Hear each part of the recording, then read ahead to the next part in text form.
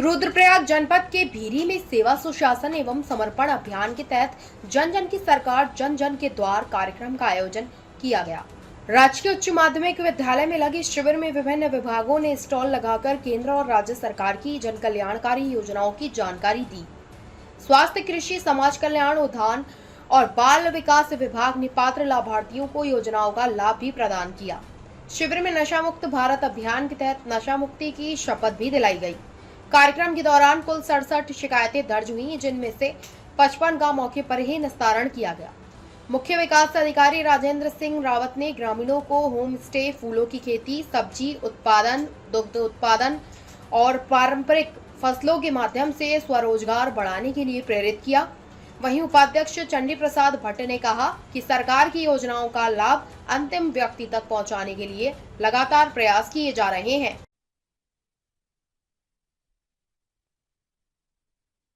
कार्यक्रम के तहत आज यहाँ पर शिविर का आयोजन किया गया था और इसमें बड़ी संख्या में हमारे ग्रामीणों ने भाग लिया, बड़ी संख्या में महिलाओं ने भाग लिया और हमारे जनपद के सभी जनपद स्तरीय अधिकारी यहाँ पर उपस्थित रहे हैं। आज की अध्यक्षता हमारे मुख्य विकास अधिकारी जी के द्वारा यहाँ पर की गई और बहुत सारे जिले के अधिकारी थे। बड़ी संख्या में यहाँ पर लोगों ने अपनी शिकायतें भी दर्ज की हैं और बहुत सारी शिकायतों का मौके पर ही निस्तारण कर दिया गया है। और अब सरकार जो कि ये संकल्प हमारे माननीय मुख्यमंत्री जी का है कि सरकार के तमाम अधिकारी दूरस्थ क्षेत्र के समाज के अंतिम छोर तक जो बैठा हुआ व्यक्ति है उस तक सरकार जाए और उन समस्याओं का निराकरण करे। तो मुझे विश्वास है कि ये जो कार्यक्रम माननीय मुख्यमंत्री जी, क्योंकि उनके मुख्यमंत्रित्व काल में बहुत सारे नए काम जो अभी तक उत्तराखंड में नहीं हुए थे और विशेषतः रुद्रप्रयाग जनपद में जो 4 धाम यात्रा का महत्वपूर्ण केदारनाथ की यात्रा है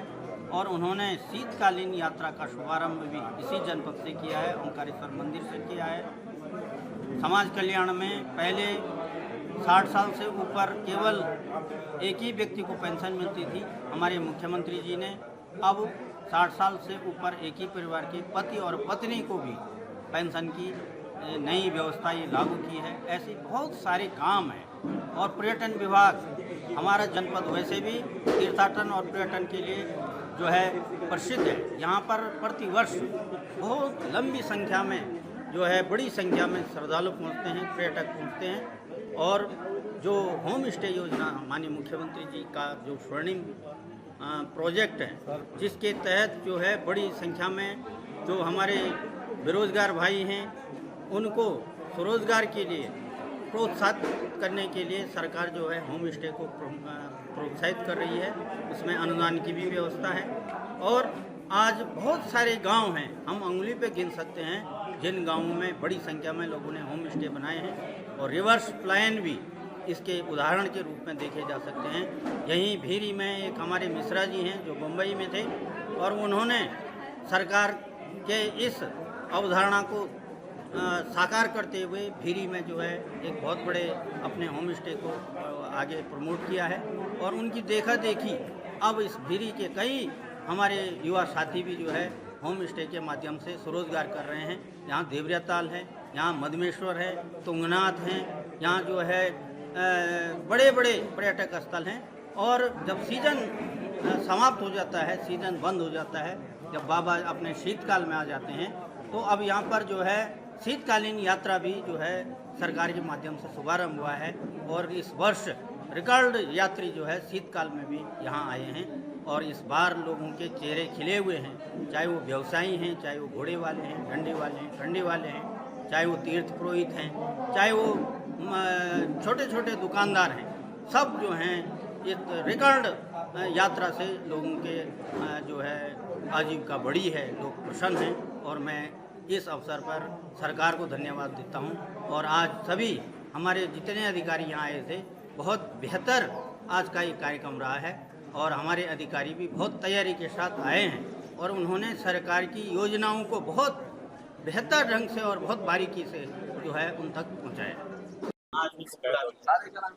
आज सेवा सुशासन समर्पण के पखवाड़े के अंतर्गत राजकीय इंटर कॉलेज भीरी में हम लोगों ने कैंप का आयोजन किया,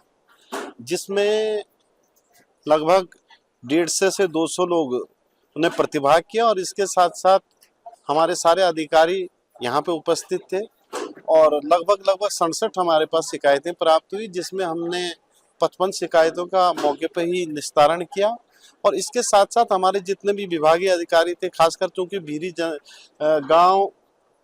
एकदम यात्रा रूट से लगा हुआ है, तो हमने पर्यटन से कहा है कि आप जो हमारी होम स्टे योजना है उसके अंतर्गत आप ज़्यादा से ज़्यादा इस गांव के लोगों को लाभान्वित करें। इसी प्रकार से एग्रीकल्चर है, हॉर्टिकल्चर है, फिशरी है, माइनर इरिगेशन है, इस टाइप से जितने भी विभाग हैं जिनसे कि गांव के लोगों के आजीविका में वृद्धि हो सकती है, इन्होंने बहुत अच्छे ढंग से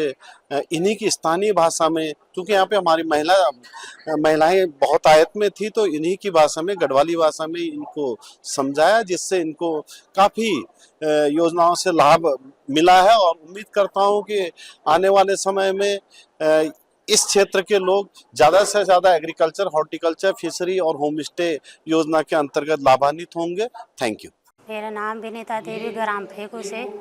जनपद रुद्रप्रयाग से हूँ। मुझे बहुत पहले से हार्ट की प्रॉब्लम थी, लेकिन किसी कारण से ऑपरेशन नहीं हो पा रहा था। तो इसके बाद जब से प्रधानमंत्री मोदी जी ने आयुष्मान कार्ड की योजना बनाई, तो मैंने आयुष्मान कार्ड बनाया और 2023 में 18 मई 2023 में मेरा हार्ट का ऑपरेशन हुआ, जिसमें दो स्टेंट पड़ी, जिसमें मेरा 3 लाख तक का खर्चा आया। जो अंदर का होता उसका होता, लेकिन जो बाहर का तो वो तो अपना ही लगता, फिर भी पर 2-3 लाख तक का जो मुझे लाभ मिला, मैं प्रधानमंत्री मोदी जी का आभार व्यक्त करती हूँ। और अपने स्वास्थ्य विभाग का और अपने जो स्वास्थ्य विभाग का भी हार्दिक धन्यवाद करती हूँ।